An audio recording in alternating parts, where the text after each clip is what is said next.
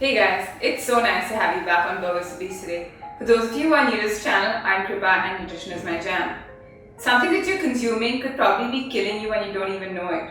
When you have french fries and wash it down with 6 cokes, you probably know that you're shortening your life. But a thick crunchy slice of whole wheat bread, how could that possibly be bad for you?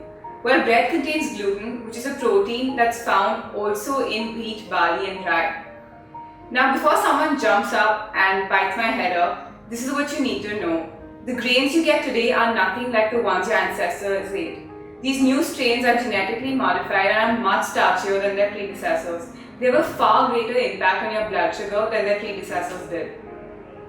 A few years ago, we probably didn't know what gluten was. Hell, we couldn't even spell it. But today, practically everyone's going gluten-free. So here's a question, are celiacs the only people who should consider this diet? Personally, I think that everyone should do what works for them. So I'm going to present you with information and leave you to decide what works best for you.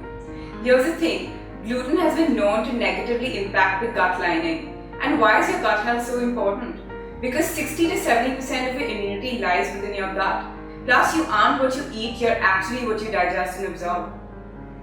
The lining of your gut is extremely strong and resilient to keep microbes, food as well as waste from leaking out. But gluten is known to release this protein called zonulin, which creates junctions in this tight lining and letting particles seep through. This sets the stage for inflammation. Now, this is something I've noticed through my years of practice, that gluten is a common food sensitivity, and it doesn't have to be as adverse as an allergic reaction. It could be even more subtle as acidity. But as gluten-free gains popularity, several food manufacturers have used this opportunity to promote unedible food-like substances as supposed health foods under the label that they're gluten-free. But don't be fooled, gluten-free cookies are still cookies. They're still junk foods. They still contain copious amounts of sugar that increase the shelf life of the product while decreasing yours.